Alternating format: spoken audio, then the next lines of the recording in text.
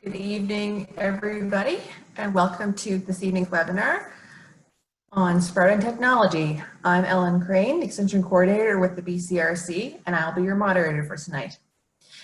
This session will last approximately 1 hour, but may go longer depending on the number of questions you've got for us later during the question and answer period. If you're on Twitter, tweet along with us tonight using the hashtag BeefWebinar. We are recording this session, and I will email out the link of the recording to everyone that registered in a couple of days. So if you miss hearing anything tonight and want to watch it later, you can. Of course, you'll be able to hear and see tonight's presenters, but we can't hear or see you. If you want to communicate with us, type into the small chat window on the control panel of your screen.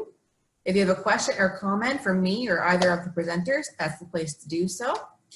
Feel free to send questions in at any time and we'll answer all of them at the end of the hour.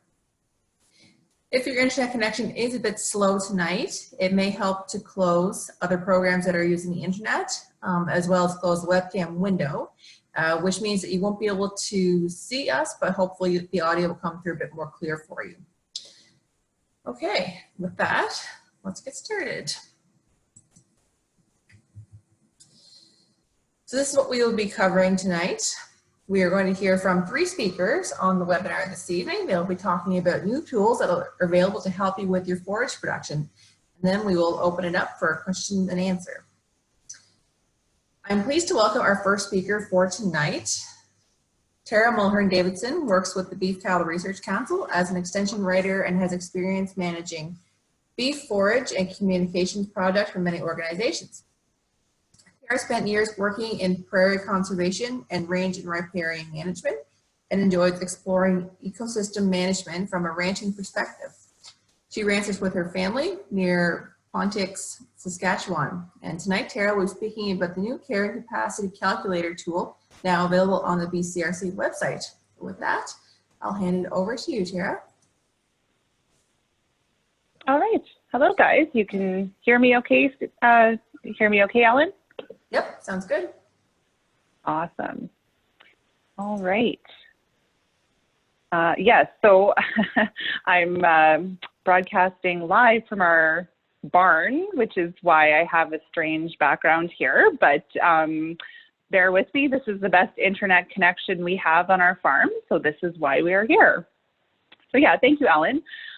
So yeah, I'm really pleased to be here tonight with everybody to do a quick demonstration on the new carrying capacity calculator. It's a new decision-making tool that BCRC developed and that CanFax Research Services, actually Brenna Grant, developed in conjunction with BCRC. So yeah, I'm very pleased to be here tonight to kind of do a run through of that. There's some of my contact information if anyone has any specific questions or anything. Like Ellen said, I've had quite a bit of experience in the past doing range management, pasture management, forage projects, that sort of thing. And now I'm pleased to be doing some extension work and writing with the Beef Cattle Research Council.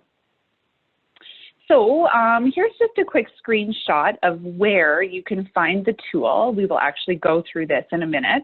But yes, it is on the BCRC website, so it's beefresearch.ca.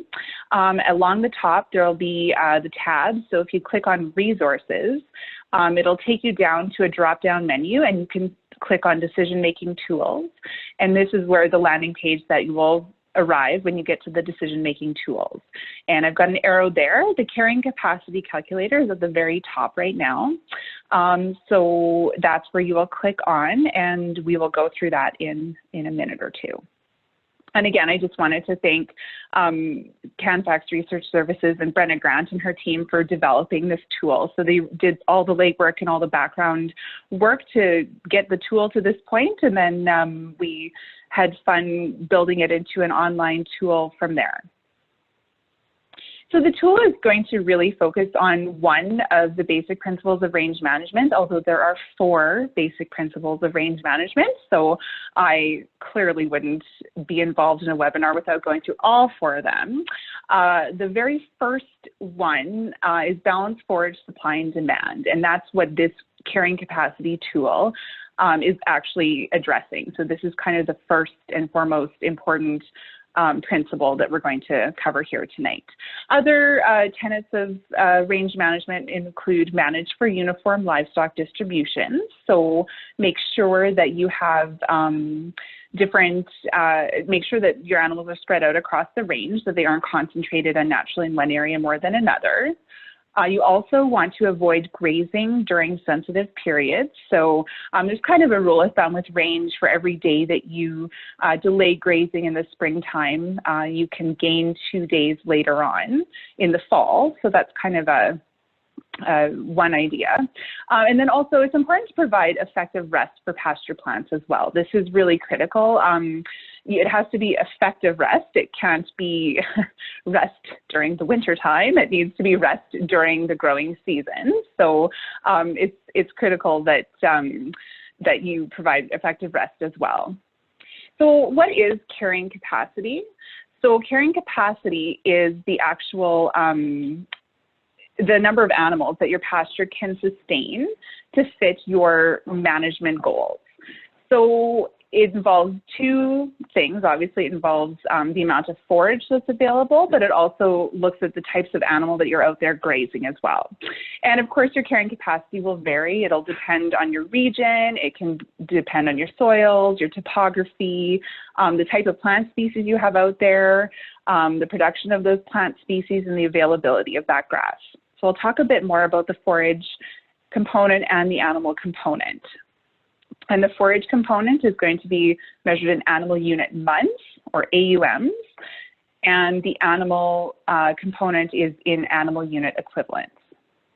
So we get back to forage with the animal unit months. Again, this is kind of a tricky concept to wrap your head around sometimes, but I like to think of it as just another way of counting forage. So it could be like, think of it as like bales that would come off of a field, or think of it as how many tons per acre you'd get, or how many pounds per acre, or kilograms per hectare. And AUM is just another unit of measurement, just another way to count how much forage is actually out there. So of course it depends on whether you've got tame forage like the sandfoin here, or smooth brome, or any other tame pasture that you might have, or else native forage. So this background here is native, and this needle and thread grass over here is also an example of some native grass that you might be grazing and looking for a carrying capacity on. So we talked about the forage. Now the animal unit equivalent is the other part of the calculation. So not all animals are equal. So obviously pairs are going to eat more than yearlings will. So we have an animal unit equivalent chart. And I should have actually mentioned back on the AUM part, the measurement of the forage. An AUM is actually the amount of forage that an 1,000 pound cow will eat, and that works out in 1 month period. So that works out to be about 780 pounds. So 1 AUM is equal to 780 pounds of forage. So again, animal unit equivalents, not all animals are equal and they don't all eat the same amount. So we do have an animal unit equivalent chart to help you decide how many animals you have out there. And I guess what their animal unit equivalent would be. So for example, a 1,300 pound cow with a calf at side is equal to about 1.3 animal unit equivalents. A 1,500 pound cow, she would be equal to about 1.5. And then if you're running grassers or stocker cattle, steers and heifers are anywhere to 0.8 to 0.85 animal unit equivalent. So that just means that, you know, given the same pasture, same conditions, same forage availability out there, you'd actually be able to run more grass or stocker cattle than you would, say, 1,500 pound cows. And I just pulled this chart off from the West Central Forage Association Pasture Planner, and there's a link to this in the tool. It's a handy little chart that just really shows exactly in a nicer way how the larger your cow size is, the fewer the actual number of head you're able to have out there. So you could have 100,000 pound cows, which is equal to 80 1,250 pound cows, or 67 1,500 pound cows. So when it comes time to use the calculator, you're going to find that there's two methods to choose from on our tool. So method one is really handy. It's pretty user-friendly, and it's an easier way of estimating how much forage you have available in your pasture. So it's using different provincial or regional available estimates on forage. So I will show you in the tool as well where there's links to more information, but right within the tool, we have different estimates of how much forage is there based on how much rainfall you get, how much evapotranspiration you have, and the condition of your pasture. So that's the first method. And again, it's user-friendly. You can really do it from your office. You don't have to have any special equipment or anything like that. With method two, that is more involved, but it's also going to be a lot more accurate. So method two is a second tab in the calculator that you can choose, and you'll calculate this based on your own field-based sampling. And I've included a photo of my children there because now that we're all homeschooling, this is a great opportunity for your kids to get hands-on science experience. So so when it comes to taking field-based samples, you want to take 10 samples across your pasture. You want them to be really representative of the pasture. So you want it to be, if you have any low, highly productive areas, you want to get some frames from there. If you have any high, kind of bared off tops where the soil is a little bit poorer and the production is lower, you want to get some frames from there to make sure that you are representative of the whole area. And then you're going to grab your clippers. So I like these little clippers here. But really, if you're making your kids do it, get whatever clippers they're comfortable with. So anyway, and you just want to trim the forage so it's about 2 or 3 inches off the ground, basically what a cow could actually physically graze. So you can't, obviously, a cow can't graze right to the ground, so you want to be representative of that. And you want to take a frame. So I've got a nice square frame here, nice little quadrat, 50 centimeters by 50 centimeters. Or you can also use a circular frame too, just kind of whatever your kids want to do for the afternoon. So there's different options there. And then you want to dry the sample. So you collect a sample, 1 sample per frame, collect it in a paper bag, let it air dry for a couple days or however long it might take. And then you want to weigh that using a kitchen scale. And then we'll show you in the calculator here where you put the information. So just another note about the calculator, you want to put producer-specific information in the yellow cells, and we'll see later on that the green cells are actually what the information is generated from in the calculator. And I just want to leave here, before we start actually going through the calculator, just a quick note that it's really hard to fit pasture management into a box, right? So range management or pasture management is both an art and a science. So this calculator is a great tool. It's a great starting point to help producers get an idea of the productive capability of their pasture, especially if this is a new pasture to them, for example, or if there's been a sudden change in management, or maybe different environmental conditions have kind of been building up over time. This is a tool to help you make management decisions, but it's not simply a tool that can spit out a number, just because nature doesn't always fit into boxes. So I'll just head on over to the tool now. And there we go. All right.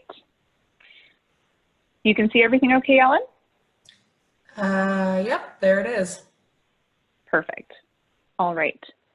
So the tool is just on the BCRC website. So here we are on the landing page for the beefresearch.ca, and we've got different headings. So when you click on the resources heading and you go down, and I'm going to click on decision-making tools.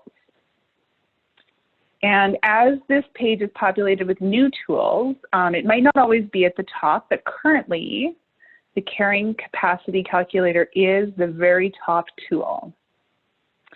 So there's 2 different links so that we can, okay, computer's kind of going funny here. two different links that we can click on. And there's also, I'm going to refer back to this link a couple times probably, the BCRC blog post that recently came out on March 20th is chock full of really good regional and provincial based estimate information. So if there's any, if we go through the tool and you find, well, that doesn't maybe fit my farm, I'd really encourage you to go back to this learn more bullet here to click on that blog post to find information that really does fit for your farm. So there's range information in Alberta, Saskatchewan, Manitoba, BC, Ontario, and the Maritimes in that blog post. So that'll be a lot more, maybe more relevant than some of the numbers we have here, but we have a good starting point here for sure that will help people estimate as they need to. So again, there's the two methods. When you click on the carrying capacity calculator, there's method 1 and method 2. So it's going to bring us up to method 1. And again, this is a really nice user-friendly way to kind of come up with a starting point for your carrying capacity. So a nice idea is to actually maybe draw a map of your pasture so you have an idea of how big it is, if there's any sort of bluffs of trees that are not grazable or any standing water that's not grazable, a large amount rather that would actually take out of the acreage that we need to consider. Also, this tool is going to ask you to determine in step 1 the pasture condition. So there's a link below here that you can click on to get more information on pasture condition, but this table here is basically asking you to rate your tame pasture, whether it's excellent, good, fair, or poor. And you can come up with that estimate based on, the yield, what sort of production is there, are there any invasive weeds or undesirable plants, have you been fertilizing the pasture lately? So that's the first step that you need to do is kind of come up with an idea of what condition your pasture is in. And then the second step, you can use either table 2 or table 3. So I'm going to use an example from table 2. And this is now providing you with estimates based on existing forage production information. So for my example here, I'm going to say I have a pasture in good condition. It's 320 acres, and my region that I'm in is receiving between 10 and 14 inches of precipitation. So when I read the chart over here, that would mean that I have can expect about 460 pounds per acre. So I'm going to remember that number. I could also use table 3, which I'll use in another example, but you just need to use either table 2 or table 3, and then we can plug in our numbers in our step 3. So there'll be some pre-populated numbers in here, but my forage supply is 460 pounds. And so remember, producers enter information in the yellow cells. And then it talks about our utilization rate. So that's something I didn't cover, but it's really important to consider how much you want to utilize that pasture. So we do have more information written above here about utilization rates. But basically, with native pasture, if it's native rangeland or native prairie grassland, you're not going to want to use it more than 50%. So between 25 and 50% is recommended utilization rates. And for tame pastures, it really depends on if you're fertilizing your pasture and a few other factors as well, how old the stand is perhaps. You can utilize your pasture from 50 to 75% basically. So the calculator is pre-populated to show us a 50% utilization rate. And my pasture is 320 acres in size. And where I'm located, we certainly don't have any trees, so we don't need to worry about any bush taking over any ungrazable acres. So at a 50% utilization rate, it's going to calculate for me that I have about pasture for about 94, or I've got 94 AUMs worth of forage available in that existing pasture. And I'm going to see if I can get, oops, see if I can get you guys smaller. There we go. Okay, so then I'm going to take that information. So that would mean that there's enough forage out there for 94 1,000-pound cows to sustain themselves for 1 month, but we don't have 1,000-pound cows. So here I can adjust what I think my cows weigh, And this is a really important thing. Hopefully producers have a good idea of what your cows weigh. If you don't, you can always look back on cull cow receipts, the weights of those. It's important to know what your cows weigh for sure going into grazing season. So I'm going to say 1.25. Our cows are about 1,250 pounds. So that means I actually have forage for 75 1,250 pound cows for 1 month. So if I want to make that for 2 months, then you need to divide that by 2. So that would mean that I'd have enough forage for 38 pairs roughly for 2 months. Or if I wanted my grazing season to be 4 months, you'd have to again divide that by 2 and say I'd have enough grazing there for about 19 pairs for 4 months. So that's how that works. And again, if we've got yearlings, that means I've got enough grazing for 111 yearlings for a 1 month period. Or divide that by 2, I'd have enough grazing for 55 yearlings for 2 months. So that's one example. I'm going to just use another example quickly where we have, I've got a new pasture. So I'm going to go back up here to step number 1. I've got a brand new pasture. It's a long ways away from me. I don't know anything about it. So I have no idea how many cattle I should be sending to this pasture. But it's in excellent condition. It has not been grazed in quite some time. So we know that it's in excellent condition. And I'm going to go down to step 2. I don't want to use table 2. I'm going to try and use table 3 this time. So we know it's in excellent condition. So I'll be drawing from this table. The person I'm renting this from said it's full of smooth brome and legumes. So, okay, we're in excellent condition. So we've got, I'm going to say on the top end of that, I'm going to say there's going to be 450 pounds per acre, and that number is found from there. So you can use a range, 350 to 450. I'm going to go with 450. So I'm going to plug that in here, 450. My utilization rate, I'm going to bump that up a little bit just because it hasn't been used for a long time, and I'm going to go with 60% utilization. And the pasture size is 160 acres, except when I look on Google Earth, when I mapped it out, either on a paper or using Google Earth, like I just mentioned, I see that there's about 23 acres of standing brush and standing waters. So the cattle aren't able to graze those effectively. So that means I actually have to take those acres right out of the calculation. So I'm going to do that. So there's actually 137 acres there. So when I plug those numbers in, that shows me there's 47 AUMs of forage available there.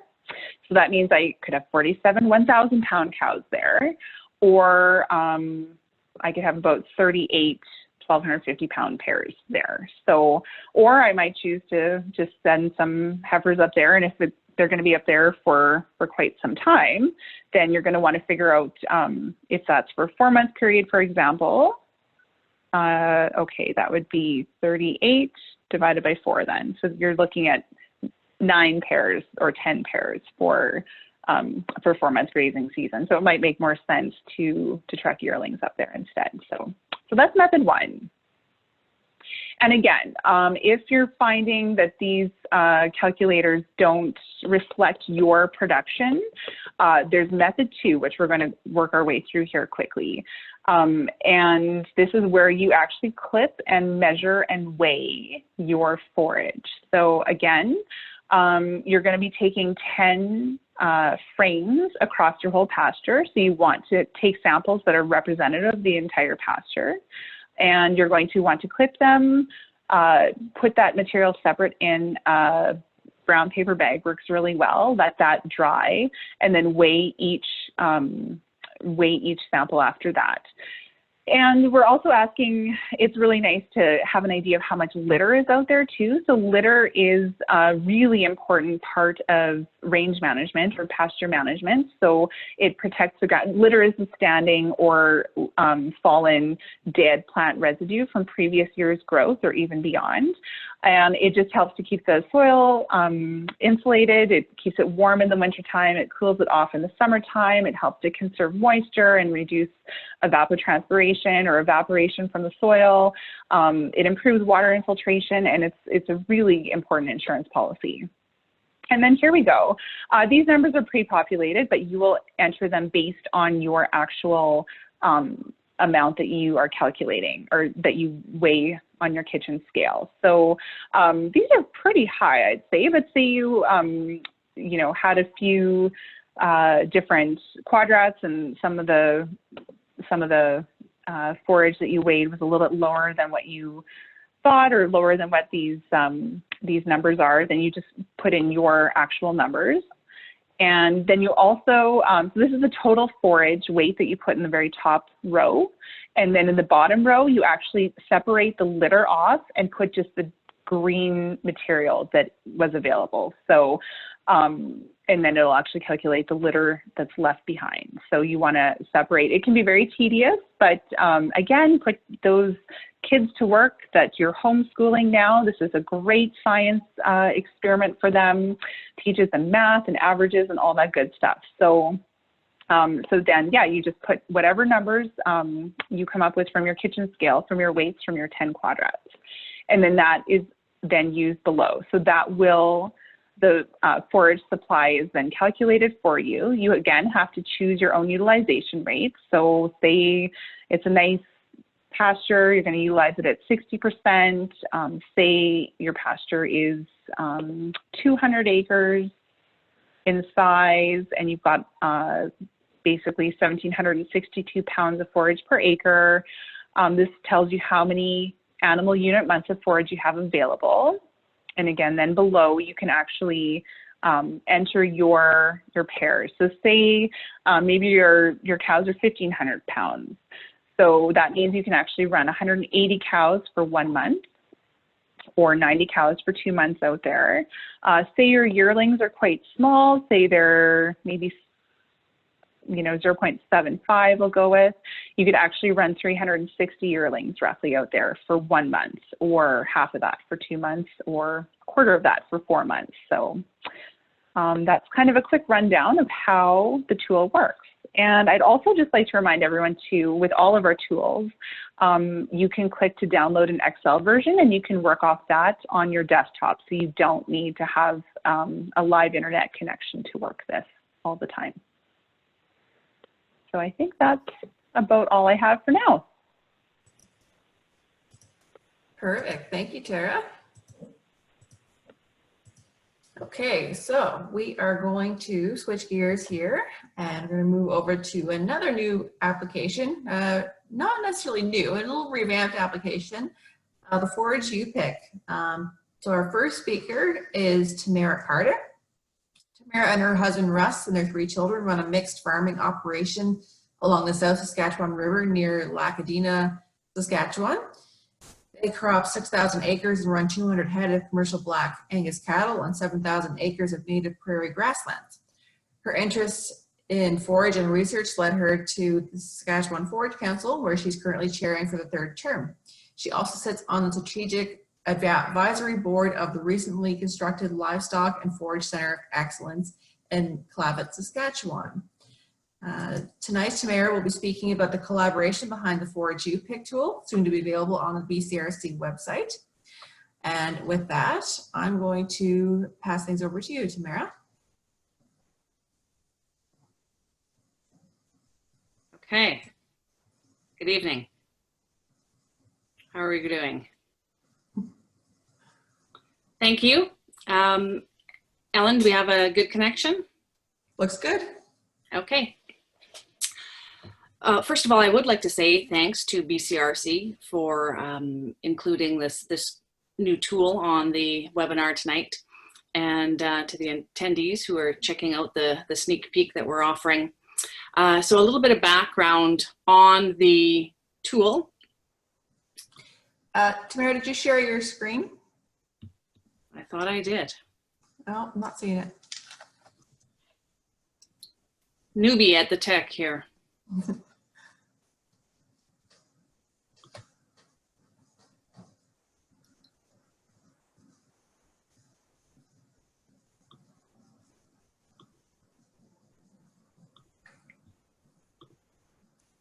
There you go. Okay, thanks for being patient. Okay. So the Forage U-Pic is a new and revamped tool. So the background on this was that over 12 years ago, the Saskatchewan Forage Council developed a dry land forage selection tool. And it has been really well used in Saskatchewan by a lot of different ranchers and farmers, ministry, crop advisors, even some professors for teaching their classes. I was interested to learn that Dr. Bruce Coleman has actually used it quite a bit in his classes, and in fact it was even adopted and modified in Mongolia by some of their universities. The functionality though was becoming a bit of an issue with the tool because it was getting a little bit older. We had some requests from different ranchers that it would be great to have it optimized for mobile. And we realized that it would be a great tool to reach out to other provinces and incorporate and have a much larger, more comprehensive database with more forage species and varieties. So we had a vision for this collaborative project, and that's what this new Forage U-Pic tool will be. So the previous one, for those that used it on the Saskatchewan Forage Council website, you may remember it looks sort of like this. And these were some of the choices. You could enter your selection, your soil zone, and the goal of the area that you were planting. We also had a seeding rate calculator that was well used. And the different groups that have contributed content to the new Forage U-Pic tool, of course, are Manitoba, Alberta, Saskatchewan, BC. And we've had great collaboration. And these are some of the people through Agriculture and Agri-Food Canada, ministry from each province, and our forage associations. So it's been a lot of work, and Julie MacKenzie's been our awesome project coordinator who has pulled all this together. We've had funding, of course, from BCRC and Alberta Beef and the BC Ministry. So the new tool has got some really neat features. It's not quite live yet. We're still doing a little bit of testing. It will be hosted on both the Saskatchewan Forage Council website as well as BCRC.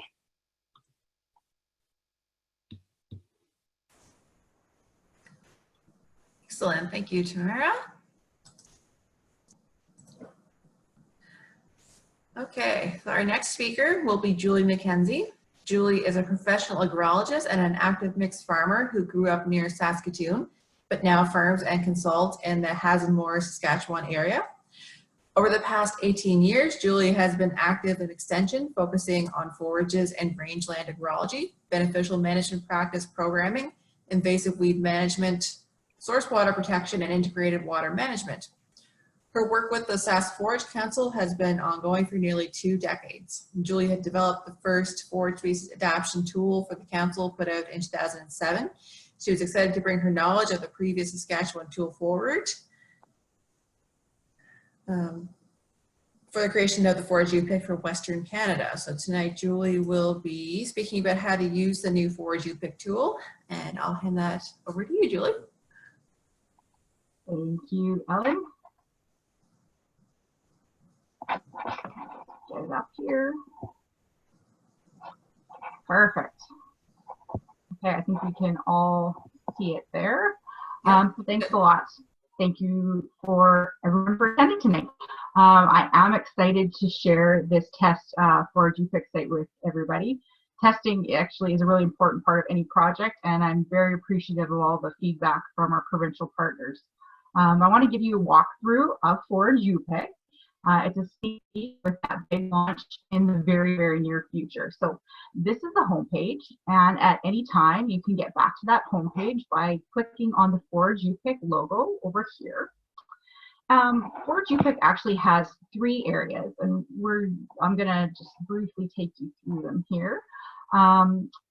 These 3 areas are, the first one helps you see the forages suited to your field.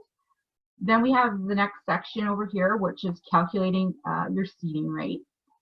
And lastly, we have looking at weeds and forages.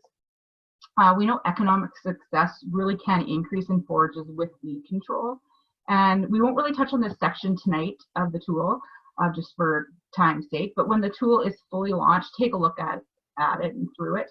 There's going to be some really great resources in there. There's some fantastic apps for weed ID and common forage weeds for the different soils and the different regions there in Canada.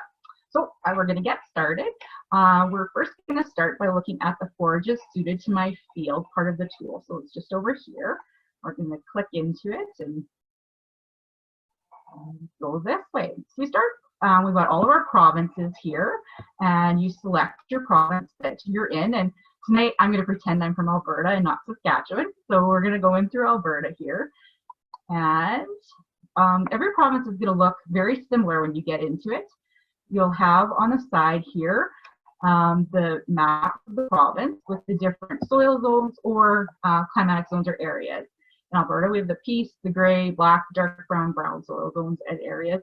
In BC, we're going to focus a lot more on zones, which is really unique and interesting. So this map here is going to look the same, like I said, for most of the regions are all going to have theirs. And the U-Pic, actually, the way it works, it's going to start with a list of forage species that are actually suited to your zone. The forage researchers over the past 60 years have well documented different climatic conditions and in the different zones.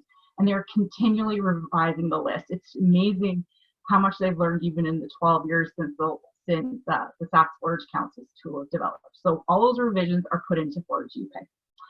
So let's say our farm is over here between, let's say, Drumheller and Hannah. So we're in the dark brown soil zone. So on the left-hand side, we're going to click on the dark brown soil zone.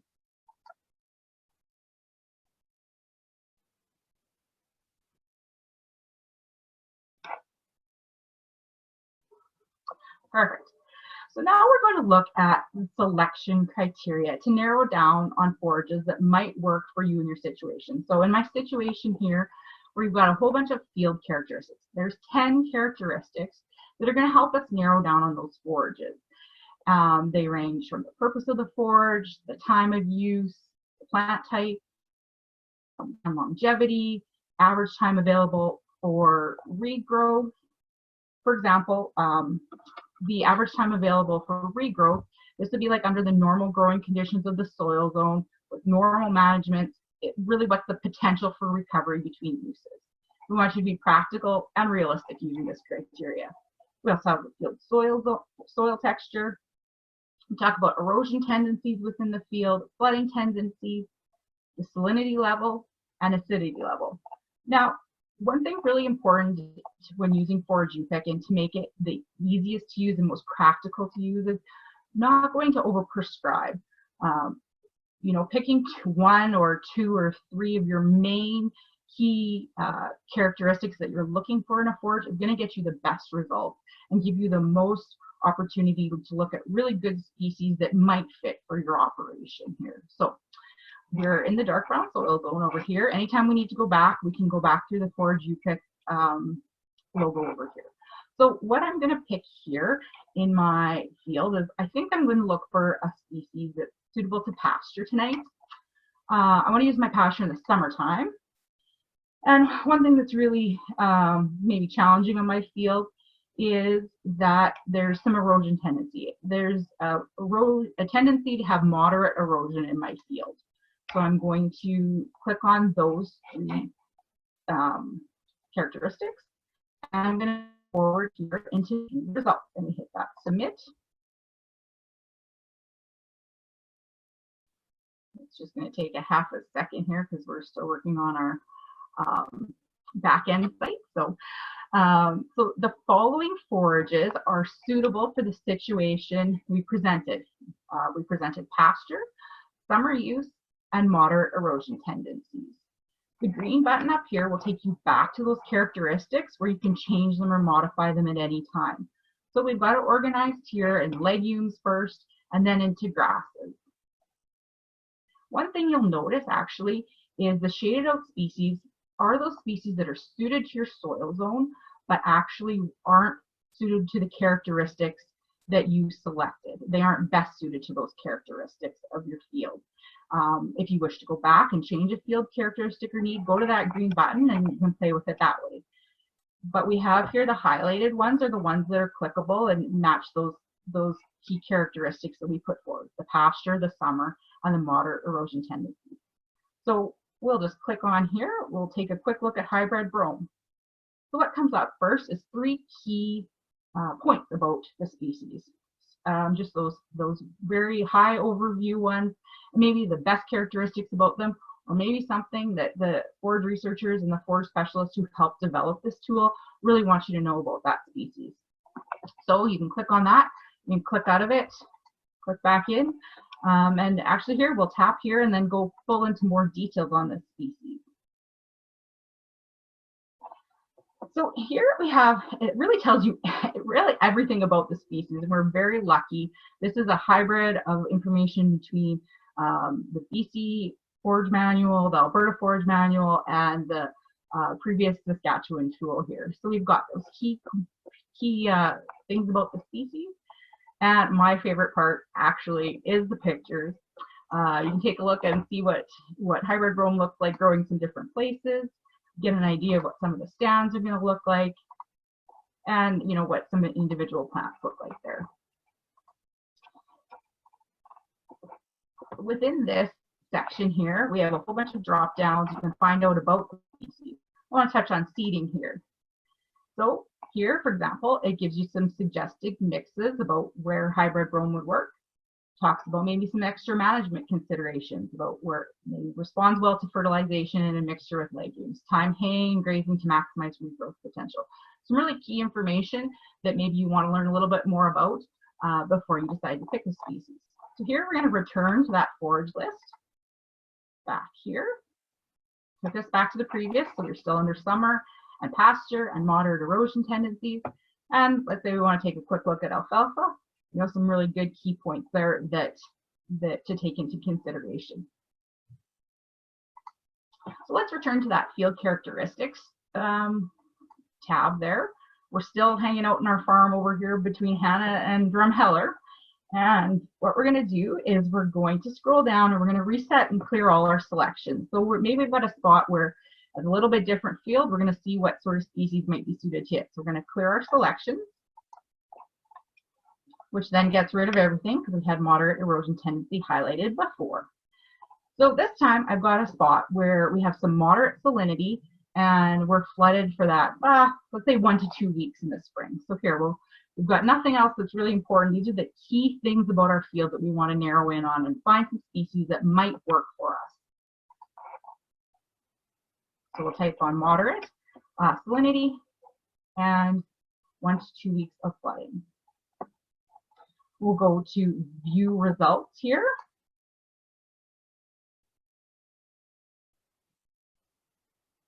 So reminding you that these are the most important characteristics I want to address in the field. It's like my overall goals and really the thing that's most important for me to address. So here we have a number of species that have popped up that would really work for that situation. We're going to take a look here at tall fescue. And Ellen, do you want to pop up that first poll question we have about seeding? Yep, 1 second. Perfect. So as Ellen does that, it's going to come up on your screen into here. And there's the poll question. So feel free to take your vote and we'll see what you're thinking. Okay, so the question is, are you planning on seeding perennial forages this spring? Yes, for sure. No, not at this time. Maybe if the stars align. And ignore the third question because that is a typo. Perfect. So, you know, there's lots of opportunities with this tool to generate those lists of species that are suitable to the characteristics of your guys' fields out there. But I think the key tip that I have to pass on and is going to be reiterated within the tool is that don't overprescribe your field. You know, focus on your key needs or those key 2 to 3 needs you have. And remember, like Tara said before, forages are adaptable when well managed. Oh, look at all of you wonderful poll. So yes, for sure, we have some of you seeding this year. That's great. Maybe if the stars align, that's kind of usually the category I fall into. So this this tool will be up within the very short time frame here, and hopefully it can help you choose some of your species if you haven't chosen them already.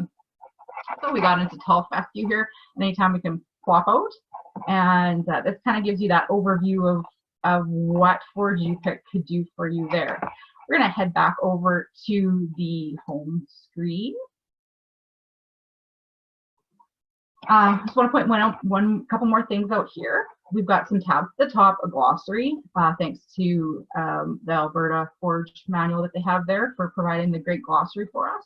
We have the information tab to learn more about what makes a mix of forage species compatible. You know, one of those key things is to work with a forage agrologist. There's a lot of really good information in our information tab up here too. So I want to get us into the other exciting part of the tool now, just really briefly here. We'll have 2 or 3 more minutes. We're going to go into the seeding rate calculator. So to me, the seeding rate calculator is about knowing where to start from once you know what you want to seed. So really, you're putting the right amount of seed in the ground to have that best possible chance of getting a good stand. I get very excited about seeding rates. So my poor husband has to crawl on top of the air seeder often with little buckets of seed to mix it in. So he gets, when the stars align, we see only. So what we're going to do first off is we're going to actually use the black soil zone. We're going to switch it up a little bit here. So there's different times you may want to adjust your seeding rate. We go into the calculator here. We've got some information about forage mixes on this side. Some user information is going to be here in this area here you can go into, but we have some overall mix information. First, we want to pick where we live at. If you forget, you can always go back to that map through the view zones. But we're going to switch up. We're going to be a little farther further west. We're going to live a little further that way. So we've got a couple questions here. If it's an irrigated field, if we're seeding for reclamation, if we have a situation where we want to increase that seeding rate to improve that stands establishment, we might want to increase our seeding rate a little bit. For broadcasting, if we have a challenging site, like maybe it's really rocky and gravelly and just really don't have that good seed to soil contact there. If we have really small seeds, such as like in Timothy, we might choose to increase our seeding rate. It's always got the option there. We can work in pounds or kilograms, but we will work in pounds here tonight. The forage mix that I want to seed today, I'd like to seed an alfalfa, hybrid brome, and tall fescue field. I've decided in advance. So what we're going to do is we're going to select what we're going to seed. So first, we're going to enter our alfalfa. We're going to go with like not a coated seed. It's inoculated, but not coated. I want about 60% of the stand to be alfalfa. So that's what's going to be growing is 60%. And then what we need to look at here is pure live seed. And pure live seed, yeah, here's our information down here, but pure live seed is the default, is based on the minimum grade standards within the Canada Seed Act. We really encourage you to work with your seed supplier to get your germination and purity from them and enter that yourself, but we have a default there, and it's really important to know what your germination is. It really changes the amount of seed that you're putting into the ground. So we're going to use, we're actually going to use the default, and we have an option of entering our costs too. So we're going to enter our cost at $5.05 a pound, kind of that average price of Saskatchewan this year. And then we've got what our alfalfa will go in at, but we also want to add a forage. So we want to add hybrid brome.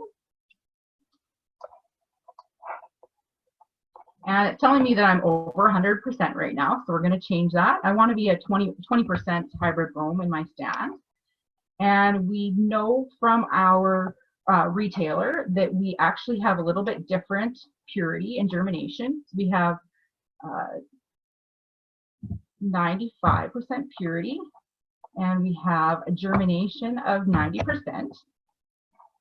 And our cost this year is $5.47.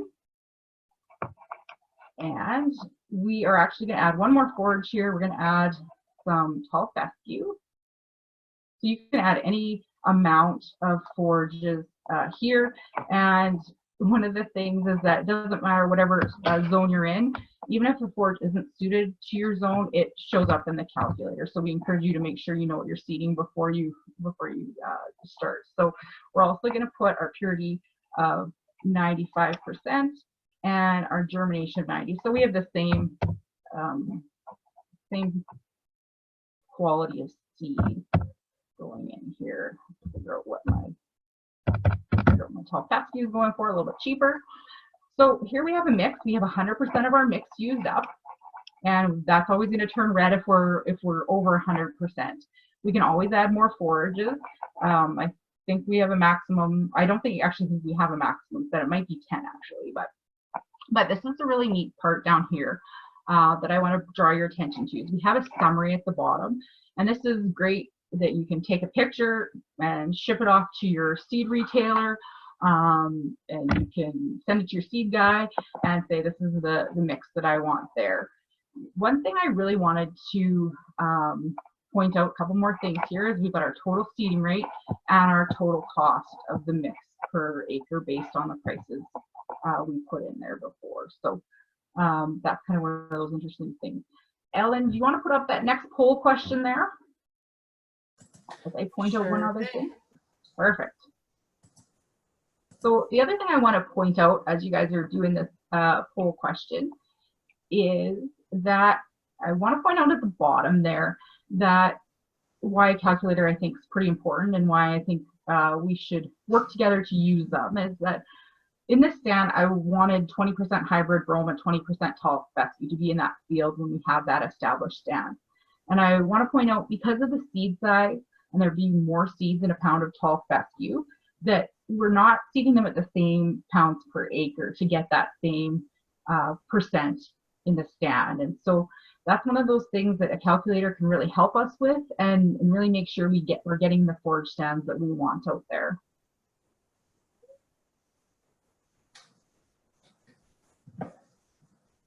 We'll just wait to see who supports you in your forage species choices and seeding rate usually.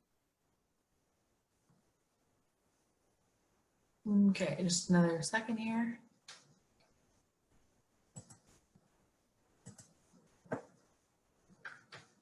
Awesome. So we have majority of people use a retail agrologist or agronomist. That's great. We've got some people go it alone, other uses your nonprofit, your government, and some forage seed sales contacts. That's great.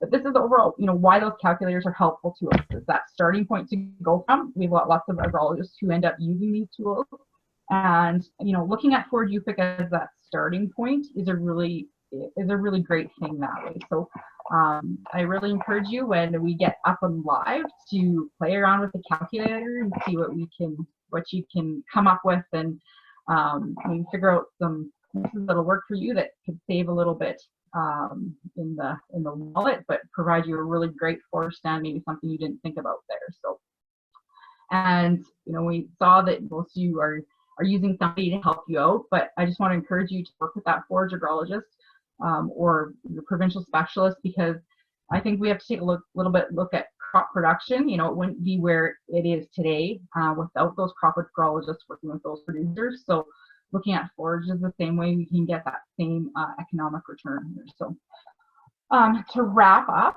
I just wanted to reiterate that the goal of this project, is to help producers across Western Canada. We want to see people using good forages. That's a huge thing. This tool helps you select good species for your situation. Underprescribe instead of overprescribe. Pick those 2 or 3, 4 key things about your field that you really want to manage for. We want to ensure seeding rates are adequate to produce those healthy, economically profitable stands. So I really can't wait for all you to try it out in the coming weeks. So stay tuned to BCRC and the South Forage Council, the Alberta Beef Producers, and the Alberta Beef and Forage Grazing Center, along with Manitoba and BC, their provincial agencies, because the launch will be coming very soon. Excellent. Thank you, Julie. Okay, so now we'll open things up to questions. So if you have any questions for any of our speakers this evening, you can enter those into the Q&A box, either at the bottom or the top of your screen. You can also use the chat, and I will ask those to our speakers. I do have a couple of here. I think this one can be for Julie. Can this tool be used on mobile devices? How does it function on mobile devices? That's a great question. Can you hear me there, Ellen? I just want to make sure. Yep. Perfect. So yeah, is optimized for mobile devices. So iPads, iPhones, any other devices. We're testing them and have tested them through Samsung devices. And your display is actually going to be optimized for it there. So yeah, wherever you are, take a look and it should work wonderfully for you. Okay, another question. Why not include novel annuals in the tool? Well, that is also a very good question. The reason we chose, we actually discussed it quite a bit about including those novel annuals. There's so much opportunity in them right now, but what we did come to was there's a lot to learn first too. We know a lot of these species that the perennial species we're dealing with have been tested in a lot of regions for a very long time, and the tool's been built so that if there's any additions, like say the eastern provinces, the tool could definitely build onto them, and we can also actually build on an annual component if we get enough scientific information for the prairies about those annuals. And there's definitely an opportunity there moving into the future. Excellent. I know this is a Western focused tool, and I don't know if there is an answer to this or not, but would there be any parts of this tool that could be applicable for Eastern producers? Actually, Eastern producers can access the tool and get into it, and just plug in one of the soil builds, and if you leave the selection criteria as no choice, or it doesn't matter to you, no preference is the word, leave it as no preference. You can go in and view the different species, and in that instance you can learn all about the different species characteristics and take a look at the pictures and look at them that way.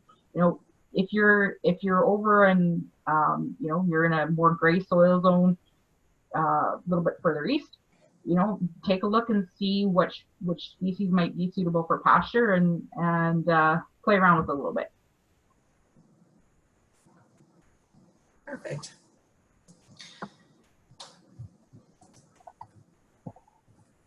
Okay, so just a couple more things before we let you go. One is how to get more information and size-based production advice through the BCRC. Go to our website, beefresearch.ca, and click on the subscribe button to sign up for our free email list. If you've got Twitter, Facebook, or a YouTube account, you can connect with us there at Beef Research. And for our next webinar, stay tuned for our new series announcement coming this fall. We will announce the 2020-2021 webinar series. Until then, you can rewatch some of our recordings on our YouTube channel. You'll receive an email from me in a couple of days with a link to watch this recording, as well as links to some additional information on the tools that we mentioned tonight. You'll also receive a link to a survey. If you can take a few minutes of your time to fill this out, that's greatly appreciated. And that's it. Thanks to you at home for joining us tonight. And on behalf of everyone, thank you, Tara, Tamara, and Julie, for volunteering your time and expertise for the webinar this evening. And I hope that everybody is safe and healthy at home, and that everybody is taking care of themselves. So with that, I will say good night to everyone.